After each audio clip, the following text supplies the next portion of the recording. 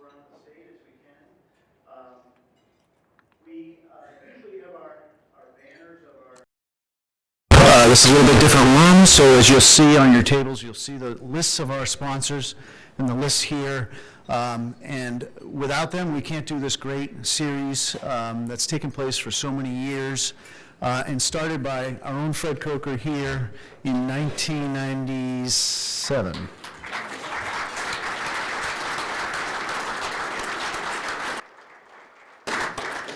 I know that many of you are saying the same thing, which is the man with perfect attendance, Jim Brett. I have never gone to any kind of event that he was supposed to be at and is not at. Every single New England Council event, he's always there, politics and eggs, and today he's at a funeral, unfortunately, so he is not here today. So Larry is going to do the Q&A part, and we've been training him for days on end for this, so he's very good. So we'll probably, I believe next week we're back at the Institute of Politics for another segment there at St. Anselm College. Whole series of things coming up in the future. Very excited. We have a very special governor who has come quite a long ways this morning. Governor Steve Bullock is Montana's former Attorney General and was elected Montana's 24th governor in 2012. Just to put that into perspective, our own Governor Sununu is the 82nd governor of New Hampshire, and he's the 24th of Montana, just a little bit different.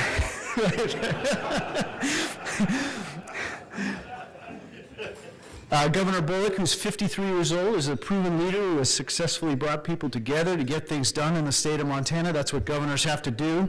Born and raised in Montana, Steve has spent his career fighting on behalf of workers, students, and families. As governor, he works to make Montana stronger for the future generations, ensuring that his own 3 children, all young Montanans, are able to enjoy the same opportunities afforded to all of us who grew up there. Working with the Republican legislature, he expanded Medicaid, passed an earned income tax credit, established the state's first public pre-K, we know all about that, and passed one of the most progressive anti-dark money bills in the country. He was the first governor in the country to protect net neutrality through executive order, and every day, this is the bio says this, every day Steve heads to work at the Capitol, committed to ensuring that Montana remains the second best state in the nation to live, work, and raise a family. Let's add a little bit. Without further ado, Governor Bullock.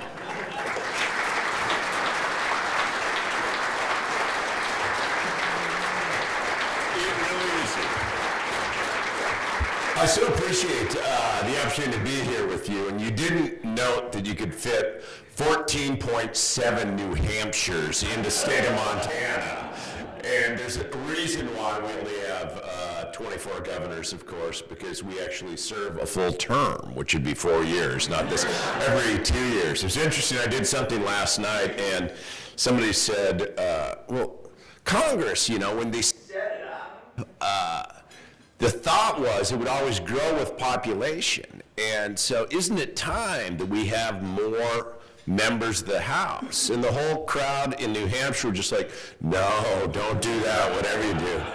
But it's great to be here. I'll talk a little bit about sort of where I think things are and where this world is, and then really do look forward to answering any questions and engaging in conversation with you. Because from my perspective, in so many respects, for the state of this country and this country standing in the world and what we're going to pass on to that next generation, I think it's really important to make Donald Trump a one-term president. And it's more than... To me, it really is more than about just beating him, though. It's soundly rejecting this behavior that he's normalizing. Think about when you set this up in 1995, sort of what the norms were and what we expected both out of a president and an overall system. And now we're at a time of lies and misstatements or an abuse of power, really dividing this nation by race, by gender, by geography, by nationality. No exaggeration to say that we now expect more out of our preschoolers than we do the President of the United States. I think it's more than even that, though. as I travel around and both trying to say, how did we get to this point and how do we fix it? Got to recognize there's a whole lot of people in this country that are working harder and making less. 60% of Americans in real terms haven't had a pay increase in 40 years. Or if you think about it as raised in the early 70s, at that time 90% of 30-year-olds were doing better than their parents were. Today it's only half. 2/3 of the counties in this country lost businesses over the last decade. And folks saying I shouldn't have to leave my church or my school or my community just to make a decent living. So when the economy's not working for people, and then they look to the political system for relief.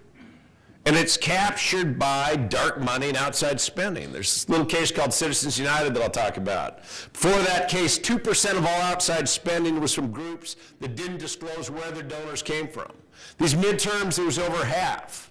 Or you see regulations being gutted because presumably that's what the donors are asking for. Shouldn't be any surprise that folks are frustrated, they're anxious, they're angry, but instead of doing something about it, this president's poured gasoline on that fire. We're more divided than any time, certainly as a nation, more divided than any time in my lifetime. And forget about cable news or Twitter. Think about conversations around Thanksgiving dinner. Think about conversations at the coffee hall or where you're grabbing a beer. Politics is dividing our community and our country. And that's not the promise of this country. We're better than that. Look, background briefly, what wasn't quite included, like raised in a single-parent household.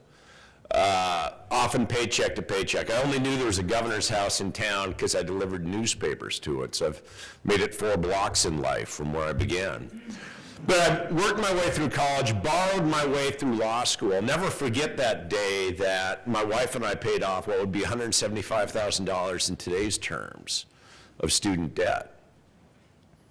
Yet caused challenges, but still, when you go from delivering newspapers at the governor's house as a kid to now living in it, you've had that shot at the American dream. But we got to recognize for far too many people in this country, that shot no longer exists. For far too many, it never has. So I do think that this election's about beating Donald Trump, but it's about making people believe that the economy and actually our political system can work for us, can make a difference on actually having that fair shot at a better life, because that's always been at least the baseline promise and hope of this country. Now, first things first, in many respects, to me, this single issue election, and that is beating Donald Trump. 2016, I was the only Democrat in the country to win in a state where Trump won.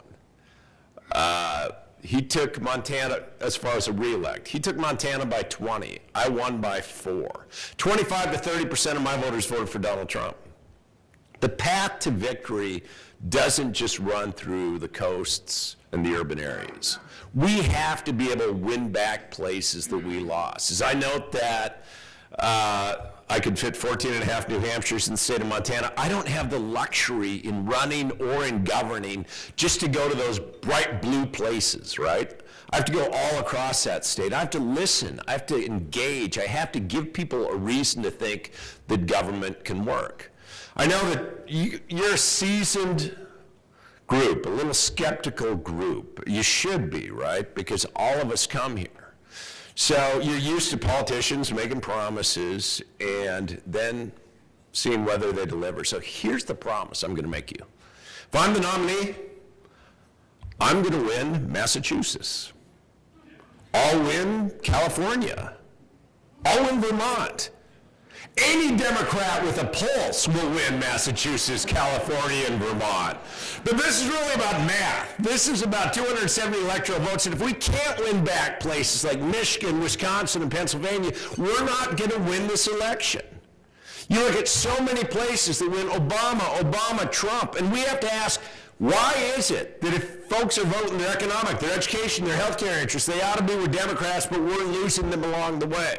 I refuse to cede the votes of rural voters, as if folks who work the land and feed the world, pass a plate on a Sunday, are somehow forever going to be wedded to this guy from New York with orange hair and a gold toilet. We need to make that connection to them. The only governor left in this race. Some respects, it seems like maybe I got in too late. that I got in May. Let's forget about the fact that like Bill Clinton didn't even announce till October the year before. But I also had a job to do. My legislature is 60% Republican. Best it's been the whole time I've served in office. And I had to get Medicaid expansion reauthorized. So I actually signed my last bill on a Monday, announced on a Tuesday, and was off to the races thereafter. But I needed to get that job done in many respects, and I think in part what's happened too is, a lot of these debate rules are about the individual donors and folks spending $60 online to get the $1 donor. So I haven't been on all of the debates, but I still know that it's folks like you all. It's the early states that take a big field and narrow it down. And that's what, at the end of the day, I'm counting on. Because even in that divided time with that legislature, as was noted, we expanded health care for 100,000 people through Medicaid expansion. We got physical and mental health parity, record investments in our K-12 system, first-time investments in pre-K. We kicked our money out of our elections. We had the 4th lowest tuition and fees in the nation by freezing college tuition, investing more into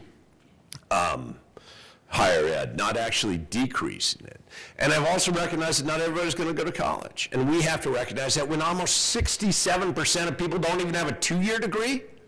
So we've made our 2-year colleges and our tribal colleges about professionally recognized certificates and apprenticeships so people can climb that ladder in the middle class. As a result, they've been climbing at a rate higher than any other state in the country. And we've been able to do that. Certainly I look for common ground, but that doesn't mean compromising the values that I hold. Because I begin with this base assumption that, yes, everybody, at least at times, is focused on politics. Not everybody is. But the values most people have. Everybody wants a safe community. Everybody wants a decent job, a roof over their head, clean air, clean water, good public schools, the belief you can do better for that next generation than yourself. And if those are the values that we not unite on, we can get things done in ways that hasn't been done in the past. Never forget when we were trying to get Medicaid expansion through in 2015. This was the heart of the anti-Obamacare time. Went to a town called Choteau, Montana. Choteau is 1,700 people on the Rocky Mountain front. Everybody in town knew why I was coming because Americans for Prosperity, the Koch brothers, were kind enough to mail everybody in town these pictures with Barack Obama and Steve Bullock, and our cheeks were touching. It said, Bullock and Obama are coming to your community to destroy your healthcare system. But we showed up anyway. I showed up, and instead of just saying, hey, I'm from the government, here's everything you need, I listened. I said, what do you need? When the first person got up, the hospital administrator said, 43% of the people that walk through these doors don't have health insurance. A couple of people got up afterwards, called me Obama-loving this or a communist. It was probably the fourth or fifth speaker. He was the chair of the county commission. He was he's a rancher. He wasn't even from Choteau. He was from this town called Bynum, population 50, kind of a suburb of Choteau, right? But he got up and he goes, folks, I was born in this hospital. This hospital saved my life when I had a heart attack 2 years ago. And if we lose this hospital, this town's gone. So instead of me saying, this is what you need out of government, them saying to me as a leader, this is what I expect and need out of my government. That's what gave that Republican legislator the courage to defy the Koch brothers, defy the party leadership, vote for it when every vote mattered. That's what made us go from 20% uninsured to less than about 7% today. And when you have 20% of rural hospitals at risk of closing right now, that's how government should work from my perspective. Now, I think that Montana could teach Washington a few things. I know many of you think, oh, Montana is just a small populated state somewhere over there. Greater population than states like Vermont or Delaware. Just think about that for a minute. But I also think unless we're going to address what's holding D.C. back in so many respects, and that really is the corrupting influence of money in this system, everything else that Democrats are talking about throughout this election cycle is that much harder to attain. Think about it. Lindsey Graham literally said, we got to get these tax cuts through to make our donors happy. The same time that 44% of Americans would now $400 in their pocket if they faced an emergency, their car broke down, or a medical emergency. We pay more for prescription drugs than any country in the world. And we have very little show for it. And how is it that Costco can negotiate prescription drug prices, but it's against the law for the federal government to do it? Or think that there's a lot of oil companies that are doing pretty darn well. The Republican Party is now the only major political party in the world that doesn't acknowledge climate change is real. So unless we're going to turn around and say, how have the incentives changed, and how is it that Washington can't get things done anymore? How is it that we can at least bridge some of these divides? I think everything else is going to be that much more challenging along the way. I think it can be done. I've seen it done. And we did it in Montana. I was Attorney General when, actually was General in part with your former General Mike Delaney too, who's always good to see, but when this little case called Citizens United came up. Citizens United, right, was the case that said, oh, money is speech and corporations have the same rights as people. When that case came down, every single state in the country said, game over, there's absolutely nothing we can do. Democrats actually controlled both House, Congress, and the presidency. And they gave speeches about it. They derailed it, they raised money off of it, but they didn't do a thing. Montana had this dark history of wealthy copper barons, these copper kings that controlled literally every local, state, and federal election. And to the point where it was even recognized outside of Montana. Mark Twain talked about one of them, this William Clark, and said, Clark buys politicians like most people buy food. Corruption smells sweet now in Montana. And it really it was a completely captured state. So regular folks just said, enough's enough, and passed this thing called the Corrupt Practices Act of 1912 that said corporations couldn't spend or contribute in our elections. And then we had some of the lowest contribution limits in the nation. So I'll be darned if elections for 100 years wasn't about this. Actually, people talking to people, not how much money is going to be spent on the outside. So when Citizens United came up as AG, I knew I had to do something. Took the first case all the way up to the U.S. Supreme Court. We even had testimony from former Republican statewide office holders, just what the threat of all this spending could do to our system. We're so excited, lost on a 4-3 vote. Taught me, or 5-4 vote, taught me a couple different things. One which don't ever doubt, especially now, what one justice can do on the U.S. Supreme Court. But it also taught me, if this is at the core of so much of the challenges that we have, you have to find another way. So I went back to my legislature at the time, and it was about 2/3 Republican. We passed this law that said 90 days out from an election, I don't care if you call yourself Americans for America, whatever it is, you have to disclose all the money you're spending in the elections. Never forget, I ran for re-election in 2016, about 93 days out. Americans for Prosperity, that Koch-funded group. They did such a great job blanket mailing the state of Montana that it even showed up at the governor's residence. And my 3 kids are looking at this mailer and like, Dad, are you really that much of a creep? But then on day 90, it stopped. And if we could stop them there, we could stop them certainly in New Hampshire and all across this country.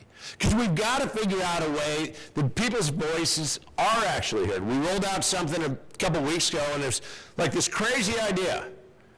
Let's imagine you elect somebody to the U.S. Senate. How about having him or her do the job half the time? Meaning for the first 3 years of their term, they can't be focused on raising money. They can't be focused on re-election. When a study came out that last Congress spent 1.5 million hours raising money. How would, for those first 3 years of a term, how would that time be spent? Maybe listening to constituents. Maybe doing committee work, maybe actually building relationships, and sometimes relationships on the other side of the aisle with other members. We've got to get to a point where people do believe DC can work. And I think that self-servingly I'll acknowledge, but maybe the way to do that is get somebody from outside of DC. Because DC has become a place where talking has become a substitute for doing. Or wasn't that a great speech along the way? A place where in 20 years they haven't balanced a budget on time.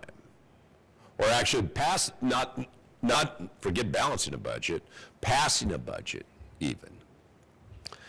I think this is, and everybody says it, most important election of my lifetime. Anybody that's ever run for office, you've heard them say that. But I think this one's true. Because it's bigger than just one election. To me, it really is a 243-year experiment called representative democracy that's being challenged and tested. And for Democrats, if we can't win back places that we lost, if we can't give people a reason to vote for us and not just against him, like Donald Trump could well win again. I see those places time and time again. I'm an optimist that it can be done. You have to be optimistic when you have teenage daughters and a 13-year-old son. But more than that, I think that's just at the core of who we are as Americans. We actually know we're at our best when all voices can be heard, not when we're just divided into warring camps, or when the civility can replace the hostility. Because even after this election, we're going to have a deeply divided nation. And we have to figure out ways to make that nation actually recognize that what we share in common is so much greater than what divides us politically. I think back to, I was living in D.C. at the time of 9/11. And think about shortly after that, how unified we were as a nation. We need that same sort of purpose, compassion, and unity to bridge some of these divides and challenge what I think is, or deal with what I think is the greatest challenge facing us. And that is the belief that everybody has that fair shot at a better life, the American dream. We've got to figure out that way to get there. I think we can do it. That's who we are. I so appreciate not only since the 90s, you all doing this, but how you take this seriously along the way. Because it's always been the early states that take a large field and make it small. And I'd still, with over 4 months before any voter actually expresses a preference, your active engagement all the way along matters a lot. Thanks so much again for having me. With that, I'd be happy to answer almost any question.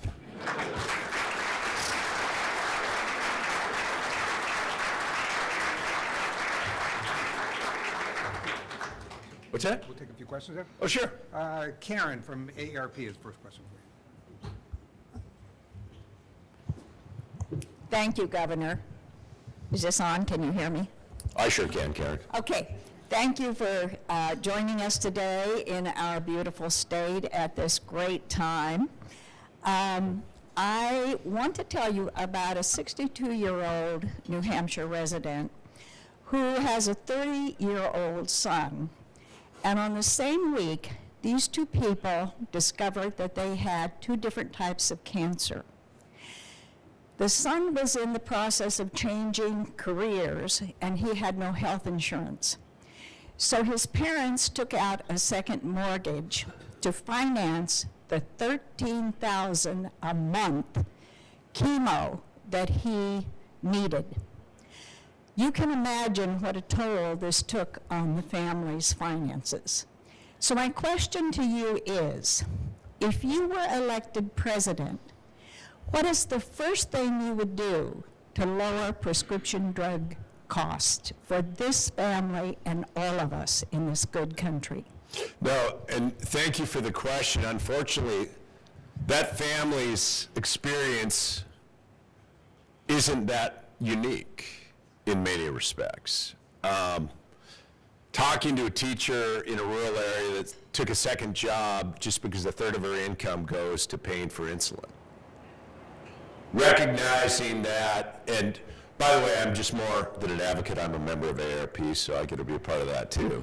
But recognizing that you do have members and people all over this country that have been saying,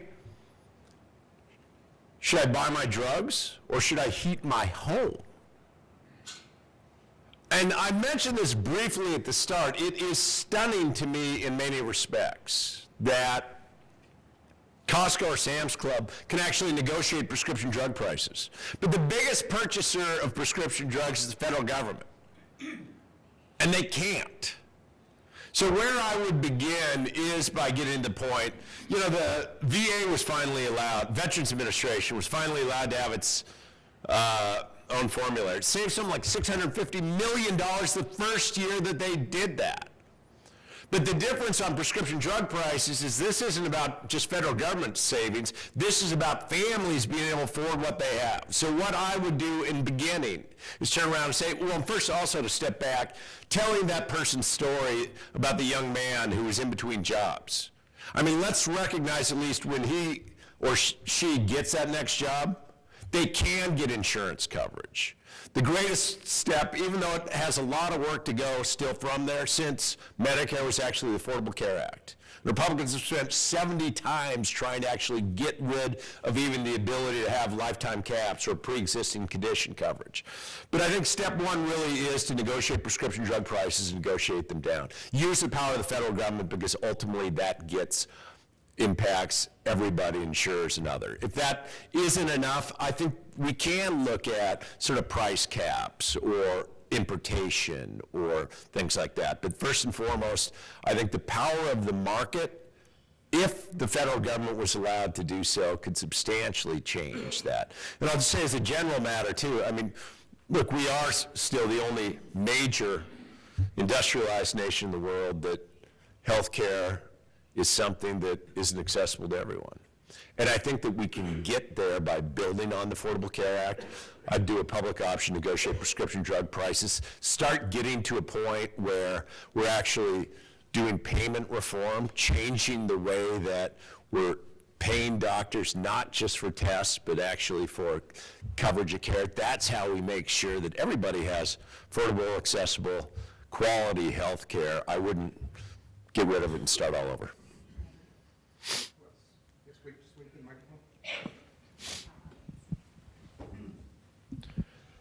Yes, thank you for coming here and enjoying our foliage.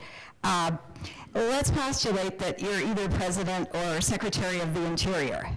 There are some bills now regarding the National Endowment for the Arts and Humanities. There's a proposal to increase their budgets by $12.5 million each, and there's some other arts-related proposals to allow arts therapy for servicemen or people and veterans. So I wondered if you could tell me a little bit about, I know you have a, looks like a fairly robust arts council in your state, and I wonder if you attend the Governor's Awards for the Arts, or people in your family are involved in any way in the arts, or if you would support these budget propositions. Well, I think it is one of those. So yeah, there is the Governor's Award for the Arts, and I get to actually help pick them out. And at times we've hosted over at the Montana Governor's residence, and we do it in the Rotunda. And we've tried to make sure that investments in the community continues, because it's more than, I mean, there's so many different levels of this. It's so great, and my wife, who is a self-described computer geek, she's a programmer, right? She's done all kinds of work in STEM, but said if we're not making it actually STEAM, because an overall education begins with not just a technical side, but be able to have the artistic side as well. When you look at what makes a small town, in many respects, become a place where people want to, it is often both the art scene and the ability to have things, and that's a cultural. Companies, when they're coming to Montana, they don't talk about our tax rate. It's reasonable. They talk about what are the amenities in the education system around. So I do think, and have always, that the federal government does have a significant role to play in enhancing that. And what we've seen at times, and even more so, is that programs like the federal investment side in the arts and the humanities is often under attack and going down. And I think that's a part of what the sort of the vitality of a representative democracy. If we lose the arts and the culture, we're going to lose who we are. But I have no artistic talent whatsoever. And in 6th grade, Mr. Weedbush asked me to mouth the words so everybody else could participate, because I was so off key.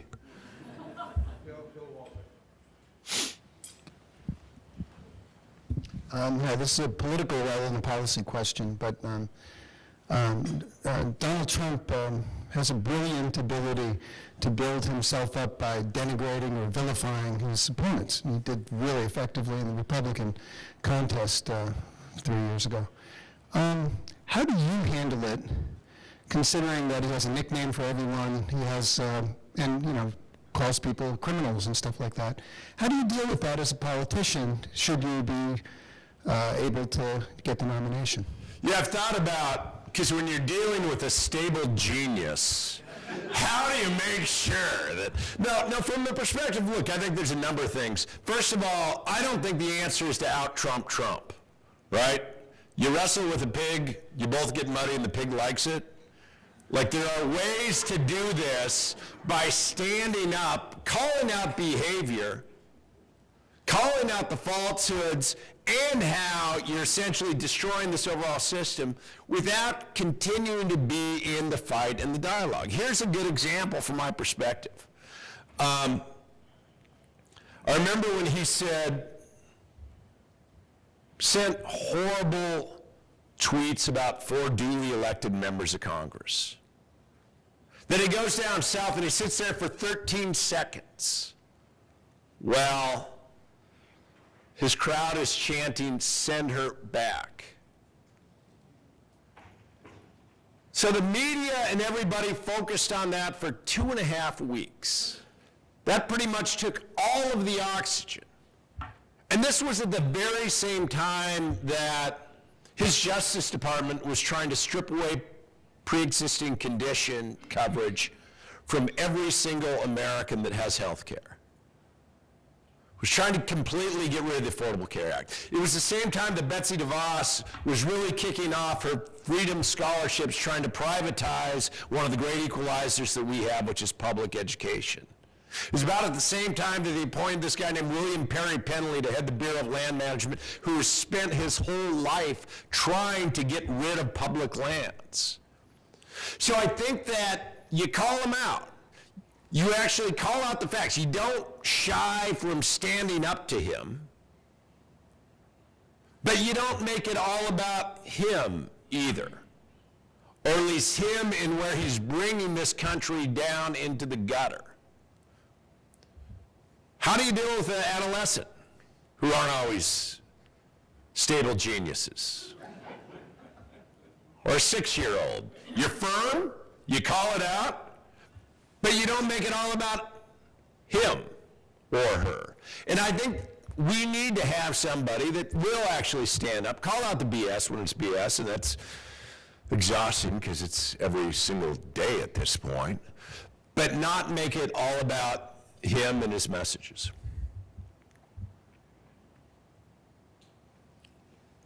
All the way in the back? Yes, sir, all the way in back.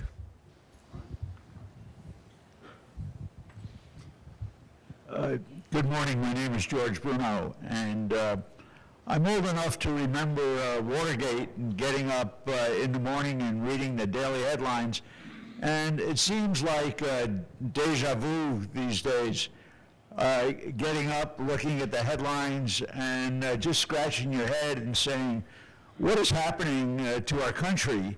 And so this is a softball question. How would you assess the health of our democracy right now?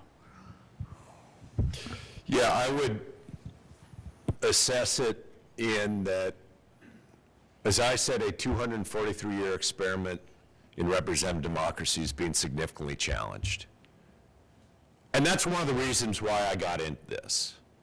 Because I don't know that sort of the core foundations could make it through another 4 years. And I say this on both sides at times.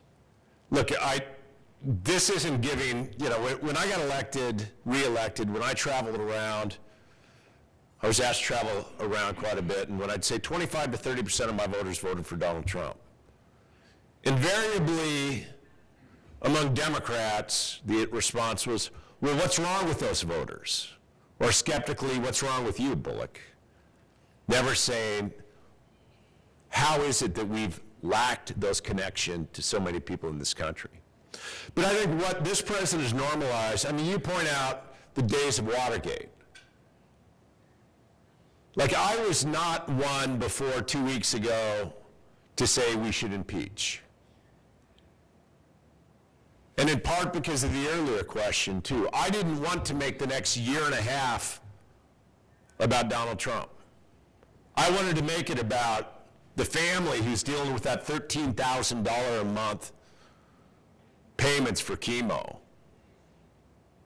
or the community that's worried about losing their hospital.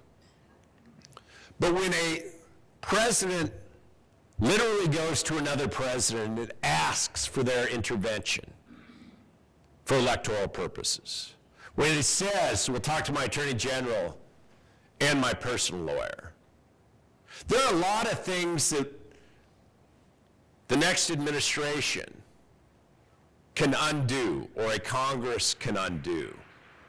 But we vest, when it comes to foreign policy especially, something absolutely, almost solely in the President of the United States, and that's to be our voice and our representative. So I think the impeachment inquiry has to go on. And I do think that all of the norms, from journalism to expectations of what we do and what we say, are being so deeply tested right now. When I first got elected governor, my kids were 6, 8, and 10. Our kids were, and it was the youngest in 40 years in Montana. I'll never forget, like, we move in the governor's residence, my son kicks a soccer ball and bounces off this painting, and somebody in the house says that painting's worth $250,000, and I'm like, well, take down all the damn paintings, right? We gotta live here. But during my first state of the state, and we were deeply divided at the time, and the legislature was 2/3 Republican, I talked about how you're gonna hear different sounds from the governor's residence and the governor's house, and that's the sound of young kids. And we as elected leaders have to recognize our kids learn from our words and our deeds. What we say and what we do. I said back then, our kids are watching. And I believe that to be more true today than ever before. This is about the health of representative democracy, but it's also about what are we going to give that next generation to aspire to or be inspired by? Do they believe that this system can actually work and work in a way that can benefit their life? I think we're in dangerous times. And I don't say that for fear or alarming. I say that as much as a parent as a candidate, to say that we have to become better. And we have to actually recognize at the back end of this, there are still going to be incredible divides. And we've got to figure out a way to bridge some of those so people believe that there's something bigger than the politics of the day. And that's this experiment called America. Take one more.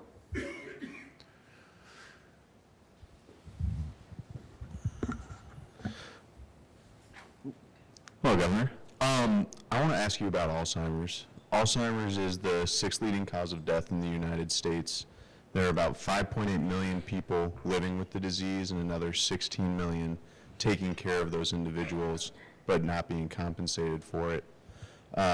So as president, what would you do to fight Alzheimer's and end this public health crisis?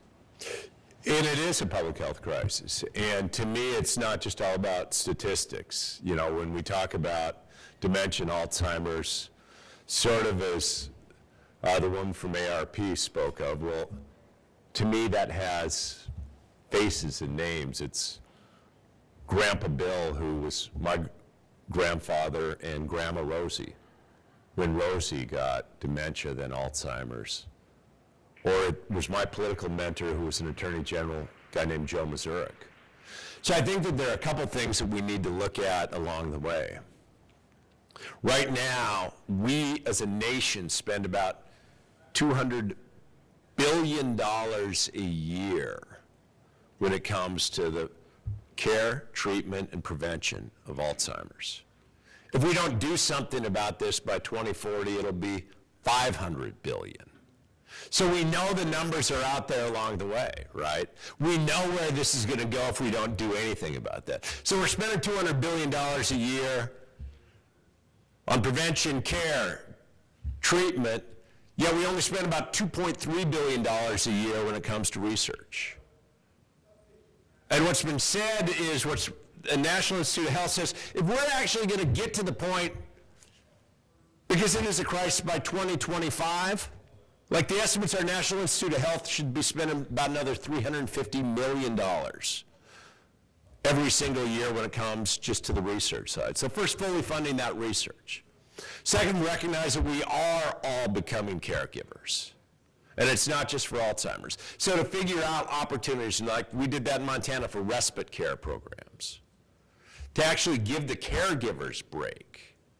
When it comes to home health care providers and others, we actually invested quite a bit more. We've got health care for healthcare workers, imagine that. And pay increases along the way. So we're giving, actually, as we entrust our most vulnerable people, and that's our family, with other caregivers, we need to make sure that those caregivers are paid. But I think it is one of these where we do have to accept both what the consequences are if we don't find ways to either slow down, treat, prevent. And when science has said this is about what we need is another $350 million a year in investments, I think that's a relatively small investment for the impact that it has on almost every family in any community or state. Great. Thank you. Thank you very much.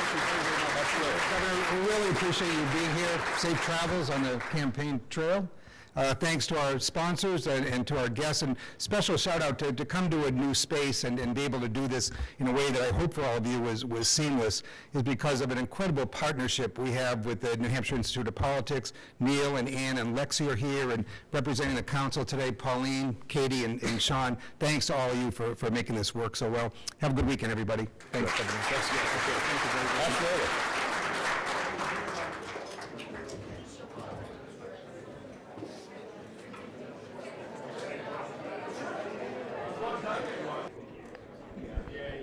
All right, Governor. Sorry. We're glad to have you back here. It's good to be here. But I got to ask you because you've been spending a lot of time in Iowa. We're not taking it personally. We know they're first. And again, you're going to Iowa tomorrow for 2 quick stops here. What is your commitment to New Hampshire? Commitment to New Hampshire is great, and we're still about 4 months away from this. So I've so enjoyed the time that I've been in New Hampshire. I think that there are a lot of things that both making sure that we can bridge divides and get things done is what I hear from folks, and I'll continue to do. But there's a greater emphasis, would you say, on Iowa, just because nothing against it, sure. they're first. Sure, it's the first state, and spent quite a bit of time there. I sure enjoy all the time that I'm here as well. Governor, do you see a path forward if you don't make future debates given the DNC's increased thresholds and focus on national polling? Oh, I do. Even like a poll last week showed that in Iowa, 20% of Iowans even watch those debates. And we're still 120 days out from any voter expressing preference. So I think there's still a lot of time through this.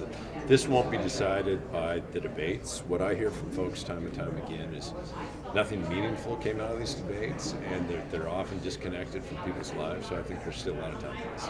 And you, ahead of Q3 fundraising numbers, said that you would apply for public financing and become the first presidential candidate at this race to do so. Can you speak a little bit more about that? Have you applied? Is that still the plan? Yeah, I think we're in the process of applying. With 15 of the candidates running for president early said that public financing should be part of this. The fight of my career has been trying to deal with the fact of the corrupting influence of money in the system. And public financing allows a $1 donor to match for the smaller ones, so it only makes sense. And is that by design or necessity? Look, my plan was always along the way. I think that the amount that you can get through a public financing primary is sufficient. So I think it's good for democracy. Talking about the debates, what do you make of this, this move by Tulsi Gabbard to maybe skip the debate if the DNC doesn't change the rules in protest to the criteria, the thresholds? She says they're basically, rigged elections or rigged debates. Well, I think that, look, the DNC was well-intentioned, but I don't think that the best example is, for campaigns we spend $50, $60 a month to get each individual donor. Or you look at the Republican Party, even into 2016, the threshold was at 1%. So No, I don't think that's the best way to actually pick a candidate or a nominee, but who actually will pick the nominee is folks in New Hampshire and Iowa and South Carolina and Nevada. The early states have always been what takes a big field and narrows it down. And you just came out today with an education plan. Are you worried that the focus on the impeachment query is going to prevent discussions about policy and nuance in that debate in this primary?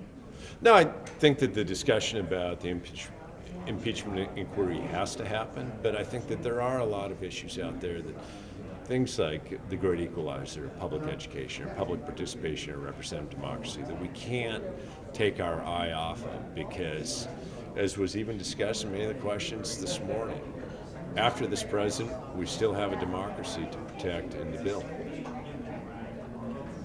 We talked about campaign cash a minute ago. Do you have enough money to continue on to the primaries? I do.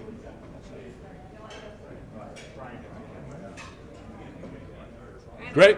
Thank you, Governor. Thanks very much.